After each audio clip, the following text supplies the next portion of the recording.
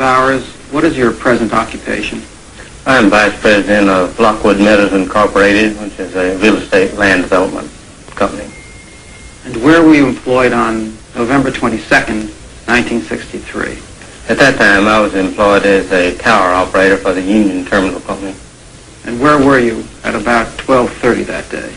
I was at the south end of the terminal of the tower building, rather looking down toward the terminal and observing the motorcade as was everyone else in the area.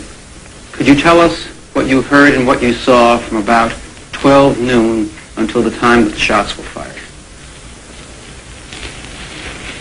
Well, for some time that morning, since perhaps 10 o'clock in the morning, we had the area pretty well sealed off, and the policemen had been stationed on the triple underpass as well as other strategic corners in the area, so that there was very little traffic moving into this area at this time. This is a dead-end area which is used primarily for parking. After 11 or 11:30, there was practically no movement in the area whatsoever. However, about 12:10, give or take 5 minutes, there was a car which entered the area and probed around for some time. This car was a 59 Oldsmobile station wagon with a out-of-state license. It was muddy, as if it had just come in off of the road from some area where it was a red sandy area. It was occupied by one male who spent 3 or 4 minutes in the area looking it over, and then, as he found out, left by the entrance, which is the only way in and out of the area at that time. Not too long after that, perhaps 5 or 6 minutes, a car of a totally different description, also occupied by one male, entered the area. Now, this man performed a similar action, and he toured down around the area, probing to examine the exits, and seemed at one or more occasions to have a mic or something resembling such an instrument up to his face. Just a few moments after that, the third car came into the area, and these were the only 3 cars that entered this area during this specific period. The third car was a 61 or 2 Chevrolet. This car was muddy all the way up to the windows, as if it had just come in off the road.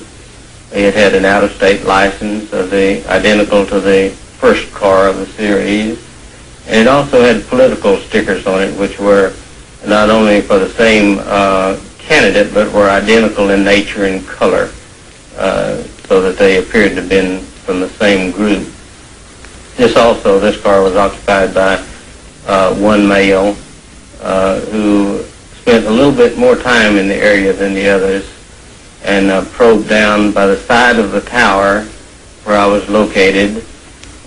I could not state that these cars left the area entirely, because after they got back onto the extension of Elm Street in front of the school depository building, they were lost to my vision, so that they could have remained very close. Immediately after the shots were fired, there, of course, was mass confusion, to put it mildly, but the area was immediately sealed off by, I would say, at least 50 police within 3 to 5 minutes.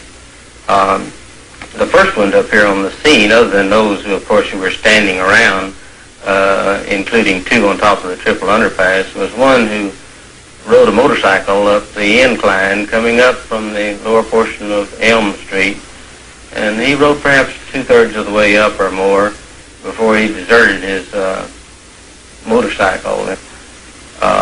At the time of the shooting, in the vicinity of where the 2 men I've described were, there was a flash of light,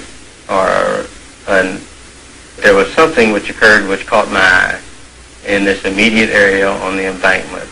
Now, what this was, I could not state at that time, and at this time I could not identify it, other than there was some unusual occurrence, a flash of light or smoke or something which caused me to feel like something out of the ordinary had occurred there.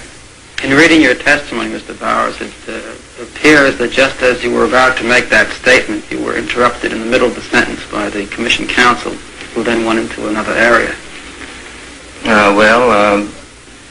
Well, that's correct. I was there only to tell them what they asked, and so that when they seemed to want to cut off the conversation, I felt like that was, as far as I was concerned, that was the end of it.